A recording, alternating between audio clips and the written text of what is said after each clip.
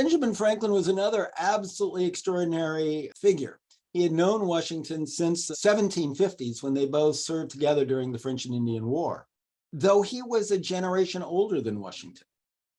He lived a lot longer than Washington. That's why he was able to still be around at the time of the Constitutional Convention. He was not only the oldest person at the Constitutional Convention, he was also the oldest person in the time of the Declaration of Independence. That much earlier, in 1776, he was the oldest person at the Continental Congress then.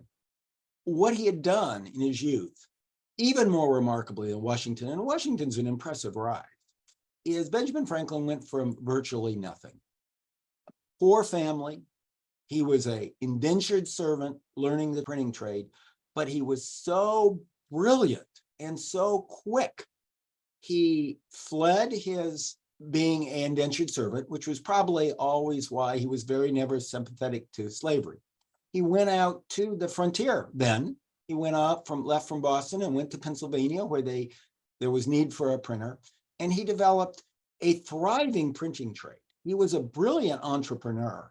He not only developed the most popular paper in Philadelphia, and Philadelphia was the quickest growing city in America, so he went the right place, but he also had a printing shop. He produced an almanac, which became the most popular almanac in the colonies. And back then you needed almanacs to know when you were going to have full moons so you could harvest things, when the tides were going to be, because you were fishermen or sea traders, and those were important in the age of sail. So it's a very practical device, but he filled it with humor and he filled it with wisdom, sort of a popular philosophy that became incredibly influential in America. That sold throughout the colonies.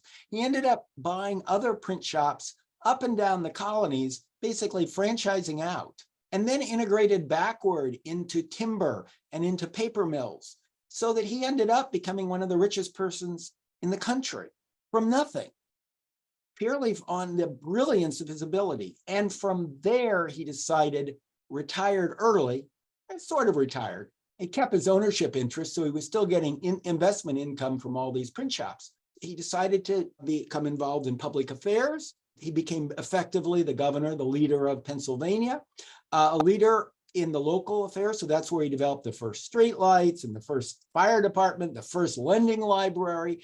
He could figure how to make systems work. The Franklin stove, the first fireplace insert that increased the ability of heat from a chimney, incredibly increased it. It was adopted worldwide. He was the first one to figure out there was a Gulf Stream and why ships went a certain way. He was the first guy to figure out the weather moved. And he figured that the weather moved from west to east. And so when he became Postmaster General under the British for the colonies, naturally, that was useful for him because the postmen were delivering his newspaper. He would have them collect weather information and he could predict the weather. He became the clerk for the Pennsylvania legislature, which meant he had all the inside information to print in his newspaper. He was just a brilliant entrepreneur and became very wealthy. He also got involved with science, and he invented the fluid theory of electricity, therefore the fluid theory of energy, which is the building block of the entire system that we have today of electricity and electromagnetism and energy, all goes back to his original insights, which were recognized worldwide.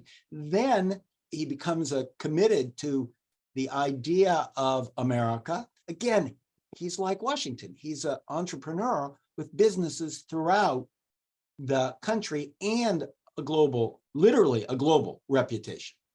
Nobody could match it on that front. So when the revolution comes, and he's a committed believer that Americans were of equal ability and equal dignity as the British, and as British citizens, they should have equal status with British citizens. He was as good a scientist as anyone in England. He saw the entrepreneurial nature. He had calculated that the colonies would become more populated than the British mainland within 75 years. He was right. He was projected out. He hit it on the nose.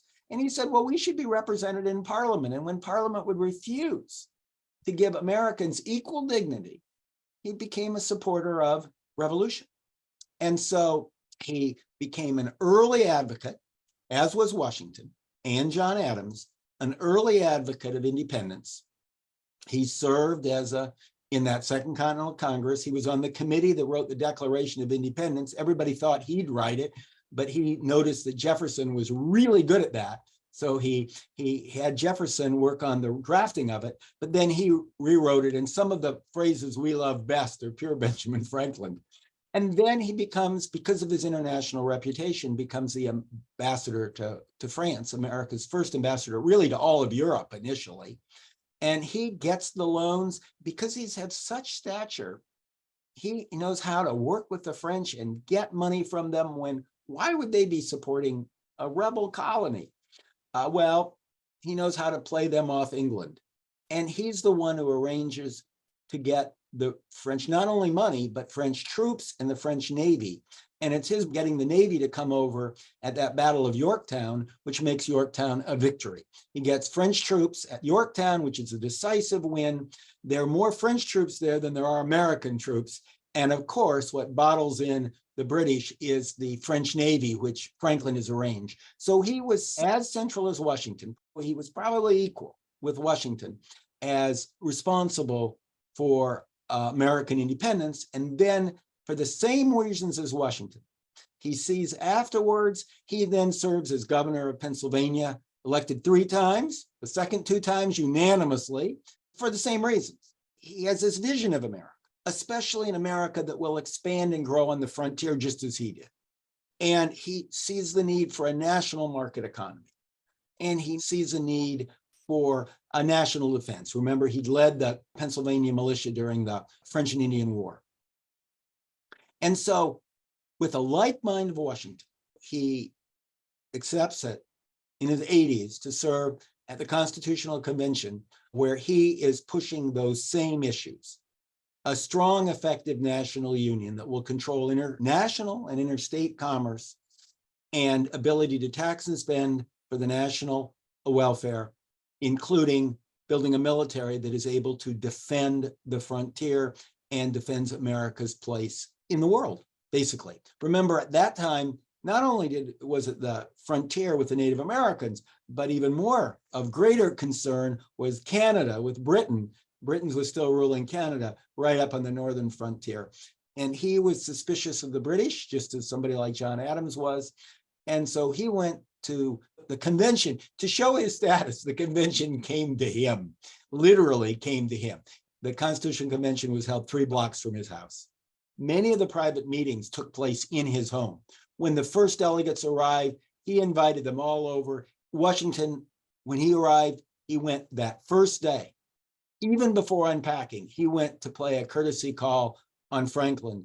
They met that night, and as the people assembled, they would meet at Franklin's house to discuss many issues. Franklin was, at his heart, pragmatic. He was a pragmatic entrepreneur. He was a pragmatic in politics. He was pragmatic in diplomacy. His ideas are all based on systems, thinking of a better way to do everything, whether it's the Franklin stove or electricity. And that's what he brought to the convention. Of course, he had stature and dignity equivalent to George Washington, but he was a hands-on deal maker. And he brokered, even if he didn't initially support them, he was so committed to the ultimate goal of a unified, United States, that as long as it had unified control over the economy, over certain national affairs, he was willing to cut deals on the means to get there.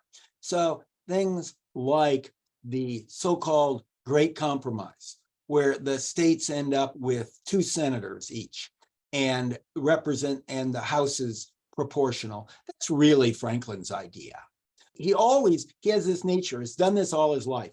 He takes his ideas and he hands them off to other people because he doesn't need the credit because he's Benjamin Franklin and he's self-effacing in his own way. I mean, he lived in Quaker, Pennsylvania. And so he passes off ideas. When he figures out something that's going to work, he shares credit and that way, he can feel better.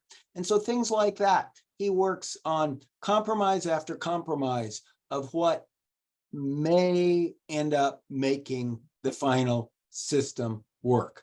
And many of them were worked out in his house. But the Great Compromise would be the most dramatic example. And of course, there was no more important compromise at the convention than, that's why they call it the Great Compromise.